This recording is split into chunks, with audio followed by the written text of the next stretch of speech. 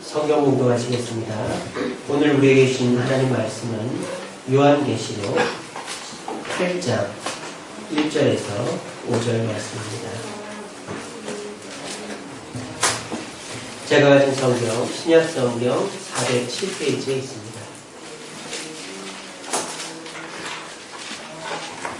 신약성경 407페이지 요한계시록 8장 1절에서 5절 천천히 같이 읽겠습니다. 일곱째 임을 떼실 때에 하늘이 반시간쯤 고요하더니 내가 보내 하나님 앞에 일곱 천사가 서 있어 일곱 나팔을 받았더라. 또 다른 천사가 와서 제단 곁에 서서 금나무를 가지고 많은 향을 받았으니 이는 모든 성도의 기도와 하여 보좌 은제단에 드리고자 하니라. 당연히 성도의 기도와 함께 천사의 손으로부터 하나님 앞으로 올라가는지라. 천사가 나무를 가지고 제단에 불을 화하다가 땅에 쏟음에 우레와 음성과 번개와 지진이 나더라. 아멘. 오늘 이 시간은 차악시대, 제목이 좀 특이하죠. 차악시대라는 제목으로 말씀의 은혜를 나누겠습니다. 우리는 지금 너무너무 충격적인 상황을 연이어 경험하고 있습니다. 우리나라의 박근혜 대통령이 최순실이라는 사람한테 농락을 당해서 나라를 엉망으로 만들어 놓은 것도 정말 온 국민이 충격과 허탈감 속에 빠져 있는 상황인데, 지난주 미국 대선의 결과가 둘 다 나쁘지만은 우리나라에게는 재앙 수준으로 여겨졌던 도널드 트럼프라는 사람이 45대 미국 대통령에 당선이 되었기 때문입니다. 왜 이것이 충격적이냐? 미국이라는 나라는 세계 1등 국가라고 생각해왔고, 미국 사람들은 그래도 세계에서 양식 있고 정말 바른 사람들이라고 생각했는데, 어떻게 미국 사람이 이런 말도 안 되는 지도자를 뽑았을까? 그것이 이 도널드 트럼프가 당선된 것보다 미국이라는 나라가 저렇게 변질되어져 버렸구나 하는 것 때문에 더 큰 충격을 받게 되었습니다. 미국 사람들이 대통령을 뽑을 때에는 4가지 기준이 있었습니다. 첫째는 화이트, 백인이어야 되고, 우리가 좋다는 말은 아닙니다. 두 번째로는 앵글로, 영국 이민자여야 되고, 세 번째로는 섹슨, 아일랜드계 이민자여야 되고, 영국 이민자거나 아일랜드 쪽 이민자거나, 그리고 P, 프로테스탄트, 청교도, 개신교도여야만 백인 지도층에 들어가고 대통령이 될 수 있었어요. 그래서 이거를 WASP 그룹이라고 그럽니다. 그래서 WASP 그룹이 미국을 움직이고 있어요. 그래서 그 그룹에서 항상 대통령이 나왔습니다. 근데 그 법칙이 처음으로 깨진 것이 케네디 대통령 때입니다. 케네디는 WASP 중에서 뭐가 어긋났을까요? 프로테스탄트가 아니었어요. 케네디는 개신교인이 아니라 천주교인이었습니다.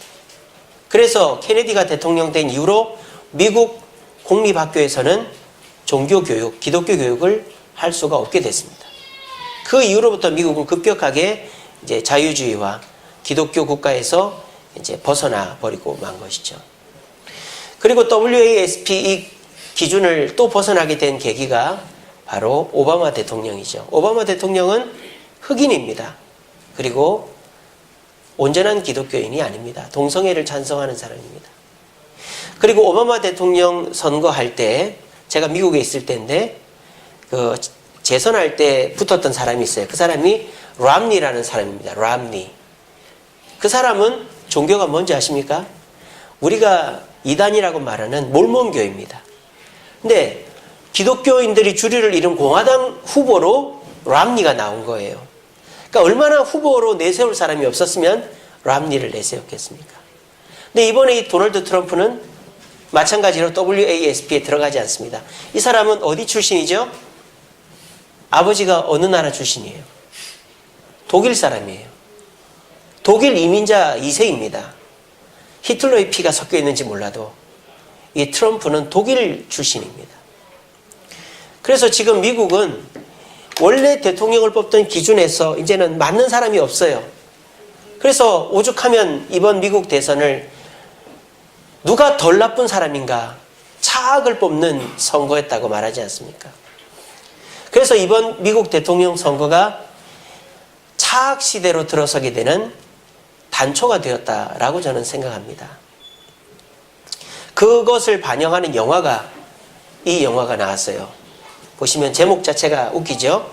나쁜 놈들이 세상을 구한다. 이 영화는 수어사이드 스쿼드라는 영화입니다. 수어사이드 스쿼드. 수어사이드라는 말은 자살이라는 뜻이고 스쿼드라는 말은 군대라는 뜻이에요. 자살 군대, 자살 특공대라는 말이죠. 이 영화는요, 이 사람들은 다 범죄자들이에요. 살인자, 강간범, 범죄자들이에요. 근데 이 영화의 배경은 슈퍼맨이 떠난 이 시대를 누가 구할 것인가? 악한 사람이라도 데려다가 세상을 구하자. 그래가지고 만들어진 영화가 이 영화예요. 그러니까 이제는 일반인들의 대중의 마음속에는 어떤 생각이 있을까요?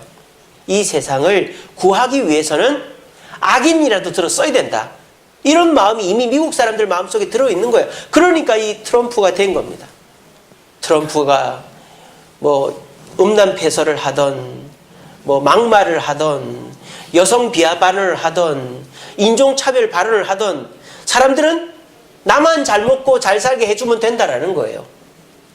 악하지만 나에게 먹을 걸 주면 된다. 차악 시대의 사람들의 인식을 그대로 반영한 영화가 이 수어사이드 스쿼드라는 영화입니다. 저는 이 시대의 흐름을 볼 때 이렇게 정리해 보고 싶어요. 이 시대는 19세기 전까지만 해도 선이 지배하는 세상이었습니다. 아무리 악한 사람도 악하다라는 것이 정당하다라고 말하는 사람이 없었어요. 다 악한 것은 나쁜 것이다. 악인이라도 내가 잘못했다라고 말하지 악인들이 나는 정당하다라고 말하는 사람이 19세기 전까지는 없었습니다. 근데 19세기 후반서부터 20세기 들어오면서 선이 조금씩 무너지기 시작합니다. 물론 선한 그룹들, 뭐 교회라든지 또 여러 가지 선한 사람들이 타락하는 것들도 있겠지만 이 악한 사람들이 선과 악을 동등시하는 거예요. 그래서 선도 좋지만 악도 나쁜 거 아니다. 우리가 뭐 마리화나 피워도 되고 술 먹어도 되고 우리가 뭐 적당히 뭐 나쁜 짓 하는 거 괜찮다라는 인식들이 사람들 머릿속에 있는 거예요. 심지어는 사기를 쳐서라도 내가 돈을 벌어야 되는 거 아닌가 이런 생각들이 들어가는 거죠. 이게 뭡니까? 선은 선이되 차선을 선택하자. 두 번째 선을 선택하면 되지. 또 악이라고 무조건 나쁜 거 아니다. 이런 인식들이 사람들 머릿속에 차기 시작했습니다. 그런데 이번에 미국 대선을 기점으로 해서 저는 차악의 시대에 들어갔다라고 생각합니다. 이제는 선한 사람이 세상을 다스리거나 선한 사람은 더 이상 매력이 없다. 오히려 악하면서도 매력이 있으면서도 이 세상을 강력하게 이끌어갈 수 있는 사람이라면 우리가 그 사람을 뽑아주겠다. 이런 생각들을 하는 거예요. 그래서 필리핀의 두테르테 대통령이 뽑혔습니다. 내가 10,000명, 20,000명을 죽여서라도 깨끗하게 하겠다니까 사람을 죽이는 걸 사람들이 그냥 봐주는 거예요. 만약에 자기 식구가 죽으면 어떡하겠다는 얘기예요. 그런데도 필리핀 사람들은 두테르테를 따라갑니다. 미국 사람들도 이 도널드 트럼프가 인종차별을 하고 멕시코 사람들을 강간범으로 만들고 그리고 자기 나라 보호하기 위해서 전 세계 질서를 다 무너뜨리겠다 해도 우리나라만 잘 먹고 잘 살게 해주면 된다. 아이폰 공장 대만에서 미국으로 들어와라. 멕시코에 있는 미국 자동차 공장 미국으로 다 들어와라. 안 그러면 관세 때리겠다 이러는 거예요. 그러니까 미국 기업들도 지금 난감한 거죠. 미국 사람들은 극단적인 이기주의에 빠져 있는 것입니다. 뭡니까? 악하더라도 우리를 먹고 살게 해주면 된다는 거죠. 이것은 결국 무엇을 예표하는 걸까요? 악의 시대, 최악의 시대, 종말의 시대로 들어가는 것을 보여주는 것입니다. 이제 저와 여러분들은 종말의 시대를 대비해야만 합니다. 이럴 때 우리나라 국민들의 마음은 굉장히 허탈합니다. 저도 지난 미국 그 대통령 선거 결과를 보면서 하루 종일 아무것도 못했어요. 야, 세상이 이제 망할라나 보다. 뭐 트럼프가 된 것도 된 거지만 미국 사람들에 대한 실망이 너무너무 컸습니다. 특별히 미국 백인들, 트럼프를 지지한 사람 중에서 미국 백인 그리스도인들이 81%가 트럼프를 지지했답니다. 너무너무 실망했습니다. 그렇게 신실하다고 생각했던 미국 백인 그리스도인들이 어떻게 저런 악한 사람을 지도자로 뽑았을까? 허탈해가지고 아무것도 못하고 하루를 그냥 멍하게 보냈습니다. 그냥 그 개표 결과만 보고. 여러분들은 어떠셨는지 모르겠지만 어떠십니까? 이런 차악의 시대에 저처럼 허탈하게만 있어야 될까요? 아니면은 거리로 나가야죠. 어제 80만이 광화문으로 갔다고 그럽니다. 새벽마다 기도해야죠. 저도 새벽마다 기도합니다. 또 서명할 일이 있으면 서명해야 됩니다. 그런데 제가 지난 한 주간을 보내면서 이 최악의 상황을 보내면서 우리 성도님들에게 어떤 말씀을 나눠야 될까 고민했습니다. 우리가 이 시대에 그리스도인으로서 어떤 삶을 사는 것이 하나님께서 가장 기뻐하시고 하나님께서 우리에게 축복의 길로 인도하시는 것일까 고민해 봤습니다. 그러면서 오늘 말씀을 준비해 봤습니다. 혹여나 여러분들 생각과는 많이 다를 수 있어요. 하지만 이것이 제가 하나님과 말씀을 나누면서 내린 결론입니다.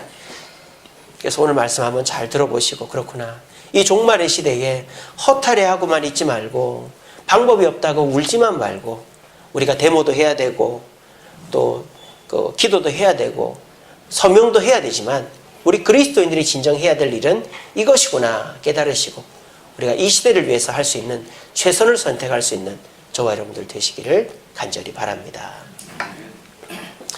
자, 오늘 본문은요, 이 세상의 종말에 대한 이야기입니다.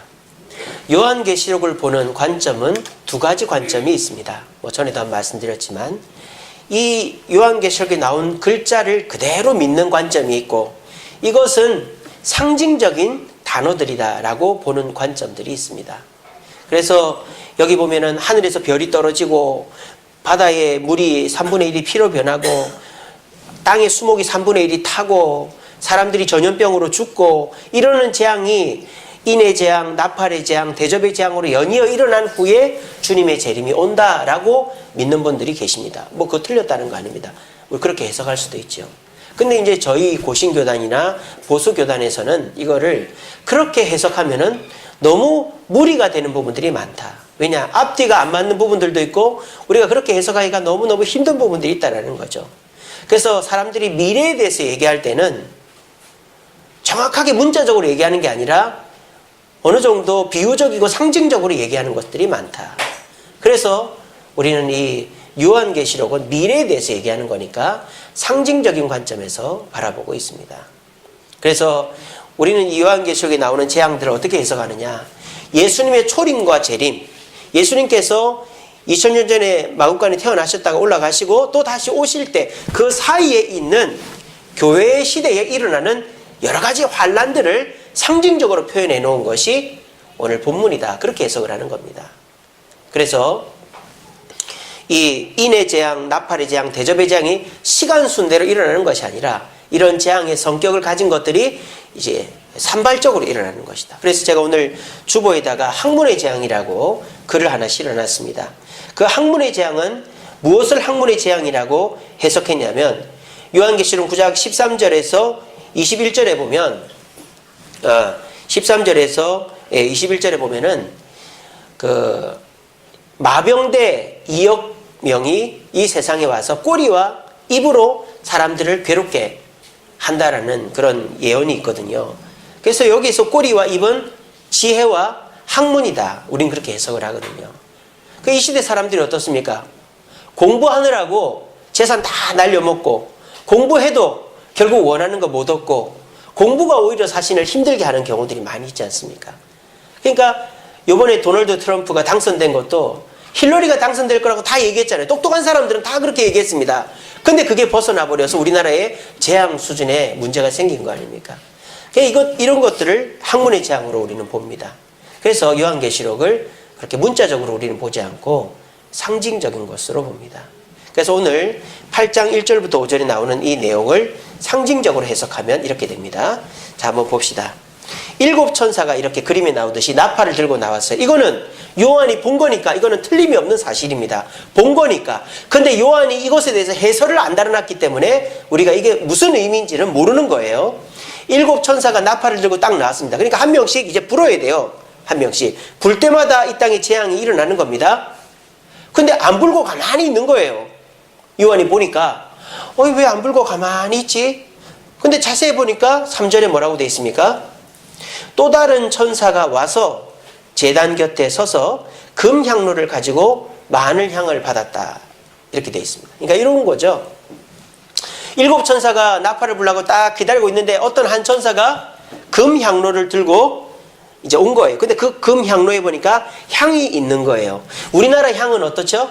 길쭉한 거 아닙니까? 물론 교회 다니는 분들은 그런 거 안 피워봐서 모르시겠지만 길쭉한 향을 이렇게 꽂아놓고 거기다 불을 붙여서 좀 타들어가죠. 근데 저기 중동 지역의 향은 그게 아니라 동글동글한 유향이라는 게 있어요. 액체가 굳어져서 만들어진 동글동글한 거. 그거를 이렇게 모아다가 숯불 위에다가 놓습니다. 그러면 그 유향이 이제 숯불에 열을 받아가지고 그 연기로 변하는 거예요. 그래서 그게 올라가는 거예요. 그러니까 지금 이 천사는 어떻게 하고 있는 겁니까? 그 숯불 위에 놓여진 유향이 연기가 돼서 다 탈 때까지 들고 있는 거고 7 나팔을 든 천사들은 기다리고 있는 거예요. 그런 상황입니다. 자, 그러면 이 7 나팔의 재앙이 중단되게 된 것은 무엇 때문이죠? 이 향 연기 때문입니다. 그죠? 그러면 이 향 연기가 뭔지를 알면 되겠죠. 본문에 나와 있습니다.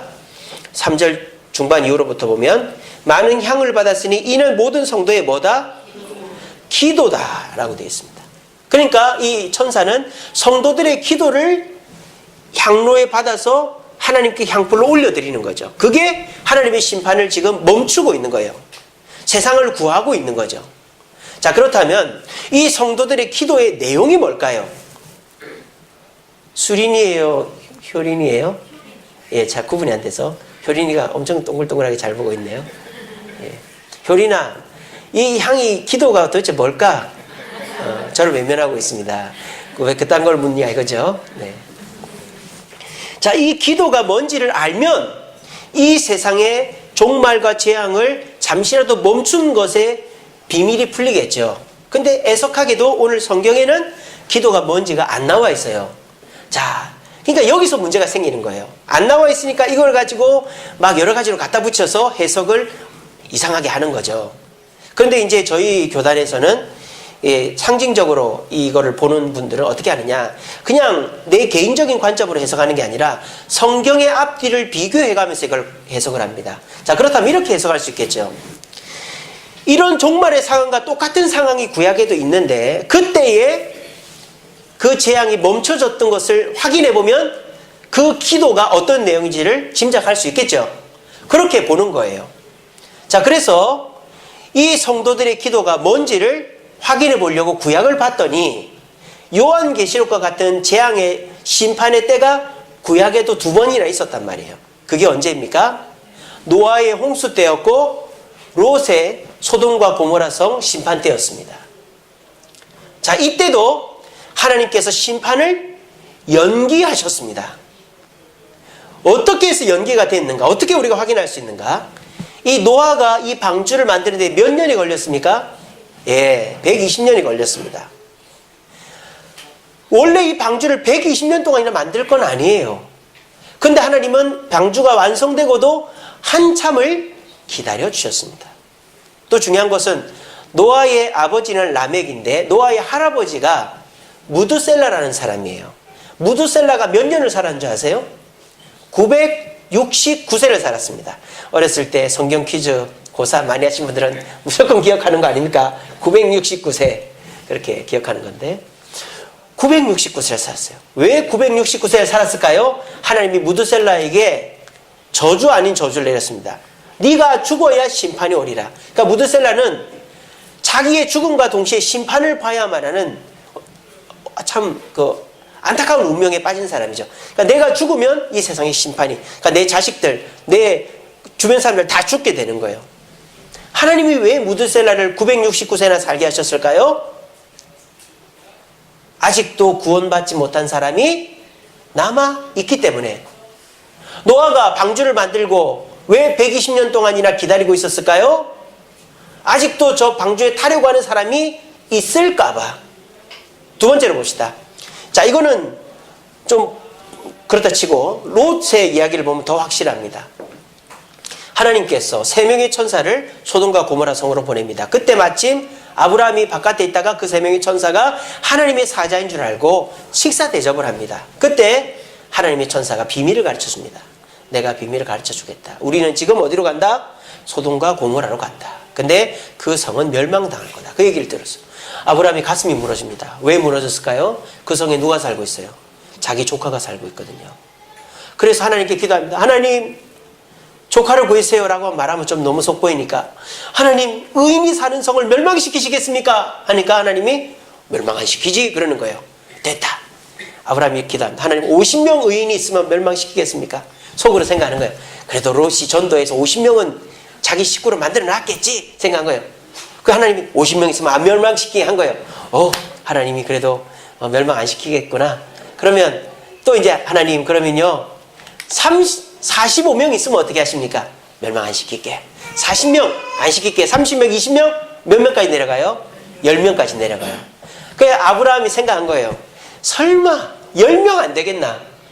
욥의 식구가 넷이고 욥의 그 딸들의 그 남자친구들이 있을 테고 이웃들이 있을 텐데 최소한 10명은 되겠지 생각하고는, 그러고 이제 기도를 안 해버린 거예요. 저는 소돔과 고모라 성의 멸망에 간접적인 요인은 아브라함도 있다고 봅니다. 왜?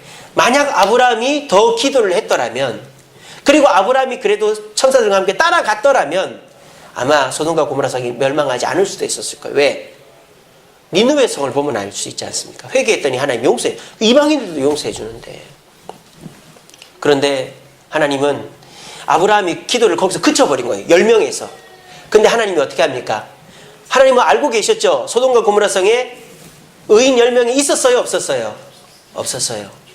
4명밖에 없었어요.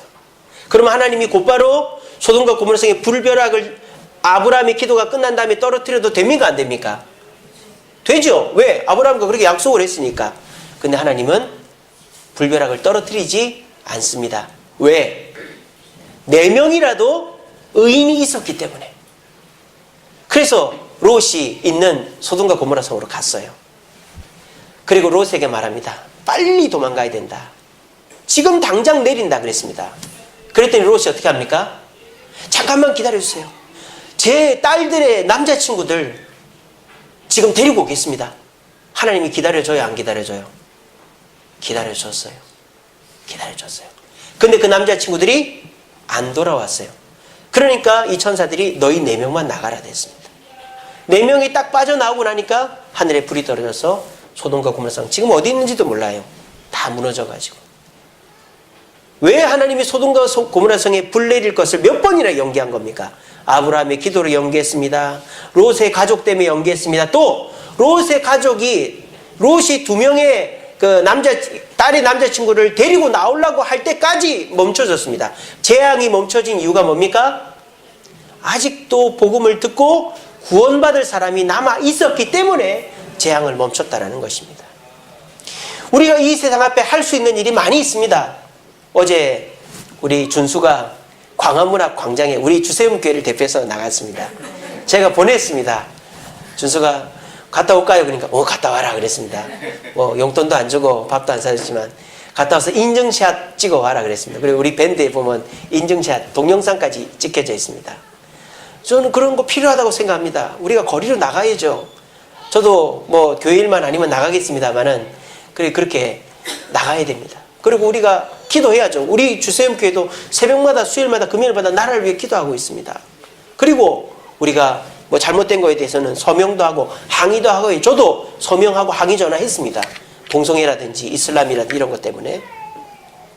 근데 그런 것들도 중요하지만 우리 그리스도인들이 이 악한 세상에 할 수 있는 최선의 선택, 우리 이 세상을 위해서 우리가 할 수 있는 최고의 일은 바로 복음을 전하는 것이다라는 거예요. 저희 고신교단의 신학을 개혁주의 신학이다 그렇게 얘기합니다. 개혁주의 신학. 개혁주의 신학이라는 것은 네덜란드에서 형성이 됐는데요. 그러니까 이 세상의 높은 자리, 대통령, 국회의원, 사장, 교수, 지식인층, 높은 자리에 기독교인이 올라가면 세상이 변화될 수 있다. 쉽게 말하면 그거예요. 그래서 우리가 열심히 공부하고 열심히 돈 벌고 열심히 노력해서 이 세상의 주요한 자리에 올라가서 세상을 변화시키자. 그게 개혁주의 신학의 핵심이었습니다. 그래서 제가 대학 다닐 때까지만 해도 컨닝 안 하기 운동, 공명선거 운동, 북한의 염소 보내기 운동 이런 거 했어요. 그래서 인권과 정치와 경제를 위해서 투쟁했습니다. 저도 대학 다닐 때. 근데 그때 상황은 지금이랑 상황이 너무너무 달라졌어요. 그때는 그렇게 하면 될 줄 알았는데 안 되더라는 거예요. 이 개혁주의 신학이 네덜란드에서 만들어질 당시가 언제인지 아십니까? 네덜란드가 인도네시아를 식민지로 삼고 전 세계를 돌아다닐 때였어요. 그러니까 힘이 있을 때, 그러니까 우리가 전 세계를 지배하면 세계가 평화롭고 하나님의 천국이 될 것이다 생각인 거예요. 근데 지금은 그렇지 않습니다. 네덜란드가요, 동성애를 합법화했습니다. 안락사를 합법화했습니다. 교회에서 마약을 팝니다. 완전히 네덜란드 교회가 망해버렸어요. 개혁주의 신학은 망해가고 있는 겁니다. 근데 제가 한참 열정에 불타가지고 개혁주의 신학을 신봉하면서 SFC가 개혁주의 신학과 뭐 그런 거 하거든요. 그래서 그걸 막 따라가고 있었는데 그때 당시에 제가 코웃음을 쳤던 신학이 있습니다. 그것은 바로 복음주의 신학입니다. 복음이 세상을 바꾼다. 그거였습니다. 그래서 저는요, 복음이 세상을 어떻게 바꿔? 전도한다고 세상이 바뀌나? 그거 아니다. 우리가 열심히 공부해서 똑똑한 사람은 정치로 가든가 돈 많은 사람은 경제를 잡든가 세상을 바꿔야 세상이 바뀌지 복음이 어떻게 세상을 바꿔? 사실 그렇게 대학 시절에 코웃음 쳤었습니다. 근데 제가 지금은 제가 복음주의자가 됐습니다. 저는 제 자신을 개혁주의자라고 말하지 않습니다. 제가 대학 다닐 때 정말 코웃음 쳤던 목사님이 한 분 계십니다. 바로 사랑의 교회 옥하는 목사입니다. 그분은 설교할 때마다 나는 복음주의자다라고 얘기했습니다. 제가 대학 다닐 때 그분 설교를 가끔 들으면서 복음주의? 그게 세상을 바꿀 수 있어? 어리석은 생각이지. 그렇게 코웃음 쳤는데 지금 와서 보니까 제가 얼마나 어리석었는지를 반성하게 되었습니다. 왜 그럴까요? 우리나라 국무총리가 종교가 뭡니까? 기독교인입니다. 황교안 총리. 저는 그분이 총리 될 때 기대했습니다. 그분이 교회를 얼마나 열심히 다니는지 교회에서 전도사라 그랬어요. 자기 직업은 전도사라 그랬어요. 그래서 그분이 국무총리가 되면 세상을 그래도 바르게 하겠지. 아무 일도 일어나지 않았어요. 오히려 최순실이라는 사람이 대통령을 그렇게 갖고 놀아도 입 닫고 가만히 있었던 거예요. 저는 새누리당도 다 알았을 거 아니에요. 최순실이라는 사람이 누군지. 근데 아무도 얘기를 안 한 거예요. 얼마나 배신감이 느껴지는지 몰라요. 그 사람들이 도대체 뭘 하고 있었는지. 자기 자리 때문에, 권력 때문에 나라가 망해줘도 괜찮다는 생각을 하고 있었던 사람들이 그 사람들 아닙니까? 우리나라의 국회의원 중에 기독교인들이 얼마나 많은 줄 아세요? 역대 최고로 많습니다. 우리나라 정부 관료 중에 기독교인들이 엄청 많습니다. 우리나라 대기업 회장 총수들 중에 교회 다니는 사람 얼마나 많은 줄 알아요? 최태원 회장도 교회 다닙니다.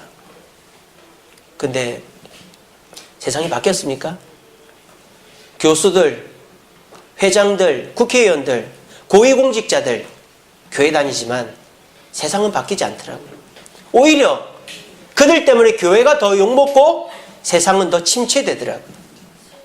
그러면서 제가 그렇구나. 우리가 높은 자리 간다고 세상이 바뀌는 것이 아니구나 하는 생각을 하게 되었습니다. 그렇다고 손 놓고 이 세상을 포기할 것인가? 이 세상을 바꾸는 유일한 길은 복음밖에 없구나 하는 결론에 이르게 됐습니다. 왜 그런지 아세요? 예를 하나 들어볼게요. 어떤 강도가 집에 침범을 하거나 은행에 침범을 해서 사람을 쏴 죽이고 찔러 죽이고 돈을 훔치고 도망가려다가 경찰한테 들켰어요. 그 경찰이 막 밖에 수백 명이 들어차 있습니다. 근데 들어가질 않아요. 왜 안 들어갈까요? 인지를 잡고 있으면 안 들어갑니다. 한 명이라도 인지를 딱 잡고 있으면 경찰이 수십 명, 수백 명이 와 있어도 들어가질 않아요. 그 사람이 살인을 했건 엄청난 물건을 도둑질했건 얼마나 나쁜 사람이건 상관없이 인지를 잡고 있으면 경찰이 절대 안 움직입니다. 그게 왜 그렇습니까? 이 세상도 사람이 귀중하다는 걸 알기 때문이에요. 하나님도 자기 백성을 소중하게 생각하는 분입니다. 짐승도요, 자기 새끼 건들면은 목숨 걸고 덤벼듭니다. 쥐새끼라도, 다람쥐라도, 새라도 자기 새끼 건들면은 가만히 있지 않습니다. 하나님도 마찬가지입니다.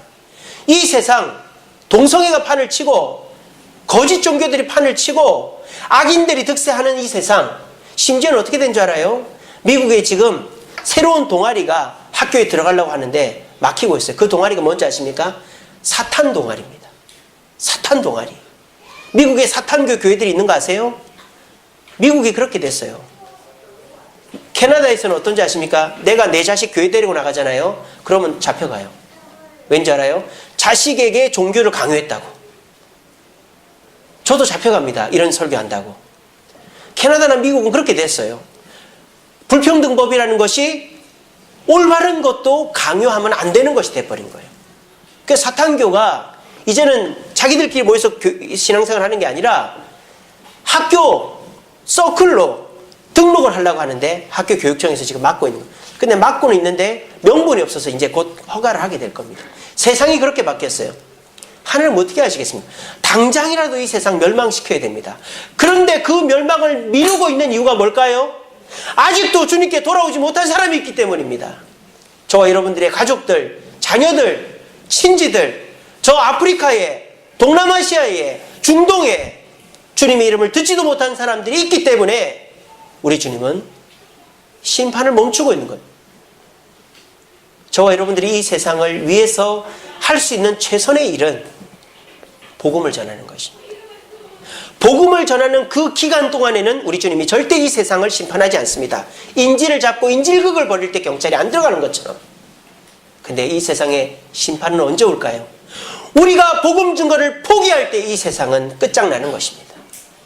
내가 내 자녀 전도를 포기할 때, 내가 내 이웃 전도, 내 부모 전도를 포기할 때, 이 나라는 더 이상 예수 믿을 사람이 없다고 포기할 때, 우리가 선교를 포기할 때 하나님은 더 이상 미루지 않고 5절에 나와 있는 것처럼 제단의 불을 담아다가 땅에 쏟아 우레와 음성과 번개와 지진이 이 세상에 일어나게 하시는 것입니다. 이 세상이 재앙으로 심판으로 가는 건 트럼프 때문이 아닙니다. 박근혜 대통령 최순실 때문이 아닙니다. 저와 여러분들이 복음을 포기하고 복음 증거를 쉴 때 이 세상은 그때 곧바로 재앙이 일어나는 것입니다. 롯이 따라 나오지 않는 자기 딸들의 남자친구라도 가서 권면할 때까지는 재앙이 없었어요. 근데 그 남자친구들을 포기했을 때 하늘에 불이 떨어진 겁니다. 저와 여러분들도 내 자녀가 말을 듣지 않는다고, 내 남편과 아내가, 내 친척이, 내 지인이 말을 듣지 않는다고, 아 이제는 안 되겠다, 뭐 저 사람 알아서 하겠지 해버리면은 그것이 이 세상의 심판의 단초가 된다는 것입니다. 우리 주세움교회가 우리도 먹고 살기 힘든데 무슨 선교냐 하면서 선교를 포기할 때, 선교가 더 이상 이루어지지 않을 때 이 세상은 그대로 종말로 가는 것입니다. 저와 여러분들이 이 어수선한 전국에서 차악시대를 살아가면서 우리가 절망하지 않고 허무해하지 않고 낙심하지 않고 최선의 길로 갈 수 있는 것은 오직 복음으로 세상을 바꾸고 내 자녀와 내 친척을 인도해야 되겠다라는 마음을 가질 때 그것이 하나님께로부터 이 세상을 구원하는 유일한 길임을 명심하시고 우리의 사명을 잃지 않고 복음 증거의 사명을 이 악한 시대에도 감당할 수 있는 저와 여러분들 되시기를 간절히 바랍니다. 말씀을 맺겠습니다. 펭귄입니다. 펭귄은 수족관 가면 제일 먼저 있는 귀여운 동물이죠. 그래서 수족관에서 이렇게 사육사들이 먹이를 주고 사람들이 구경할 때 펭귄은 그냥 귀여운 존재이지 특별한 존재가 아닙니다. 그런데 남극에서 추위를 뚫고 새끼를 부화시키기 위해서 발등에다가 알을 올려놔 놓고 자기 배로 품으면서 몇 달을 굶는 이 펭귄의 모습은 인간보다도 더 위대해 보입니다. 이런 펭귄을 보면서 우리는 경이로움을 느끼죠. 우리는 그리스도인입니다. 요즘 그리스도인은요, 수족관 속의 이 펭귄들처럼 우스꽝스러운 존재들이 되어버렸습니다. 사람들은 교회를 욕을 합니다. 비난합니다.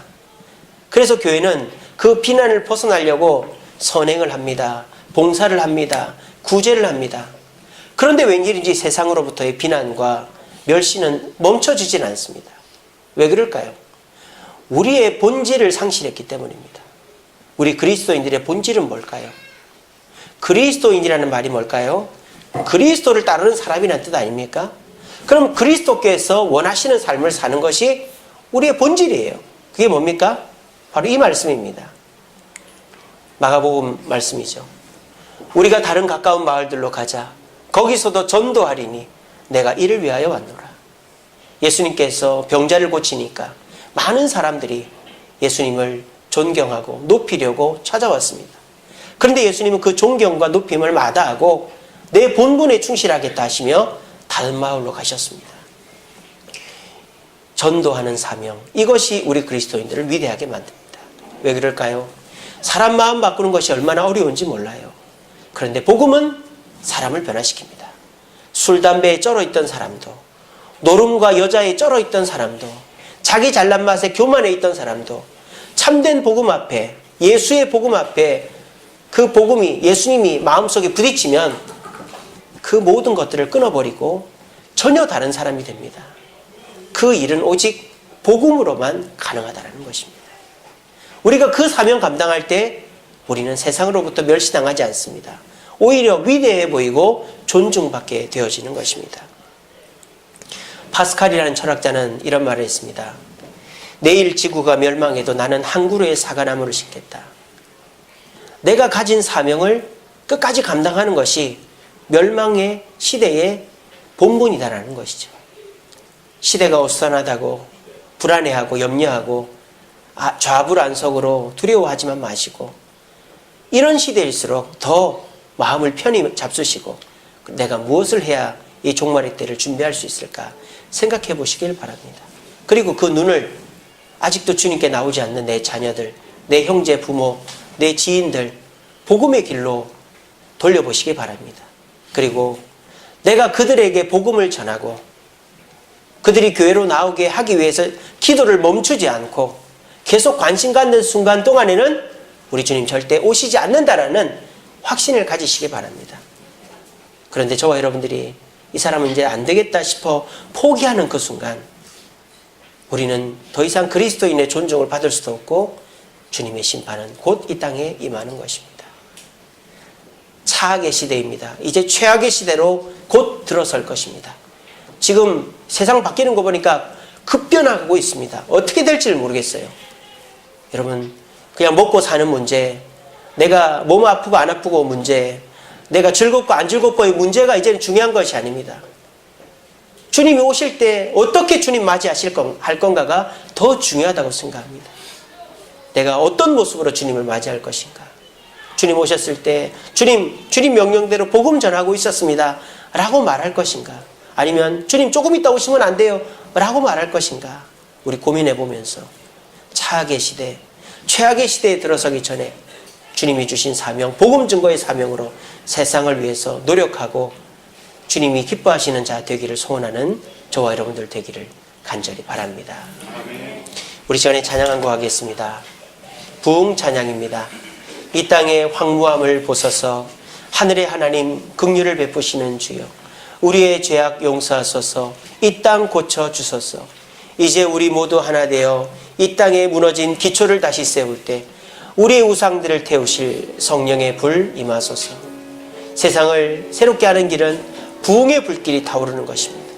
주님의 복음이 전파되고 그 복음으로 사람들이 변화되는 그것이야말로 이 세상이 진정 변화되어지고 우리가 세상을 위해 할 수 있는 최선의 선택입니다.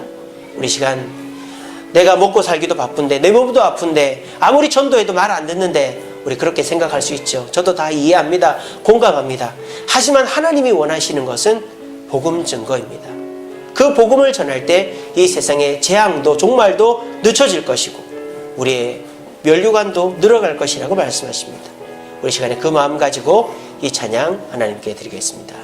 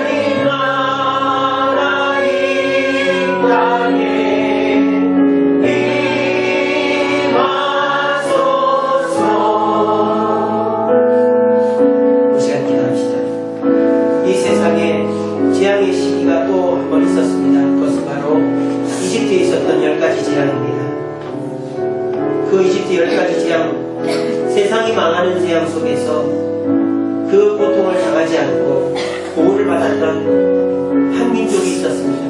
그 민족은 바로 이스라엘 민족입니다.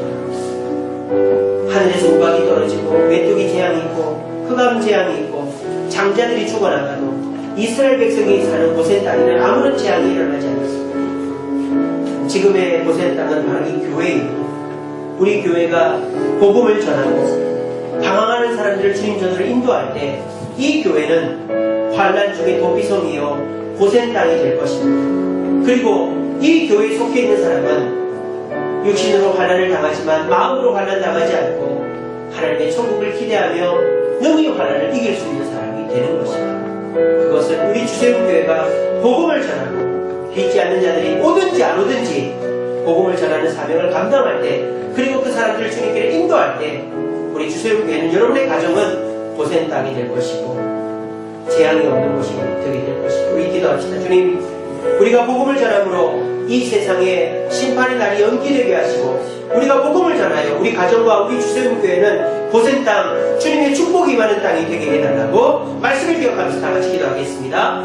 사랑의 주님, 이 시간 기도합니다. 이 대한민국을 전 세계를 불쌍히 여주옵소서. 박근혜 대통령의 비리와 트럼프가 당선됨으로 전 세계가 차악의 시대로 들어갔습니다. 이제는 악한 사람에게 세상을 맡기게 되는 세상이 되어져 버렸습니다. 아버지, 이 세상을 어떻게 하면 좋습니까? 허무함과 허탈감이 우리의 마음과 온 삶 속에 지배하고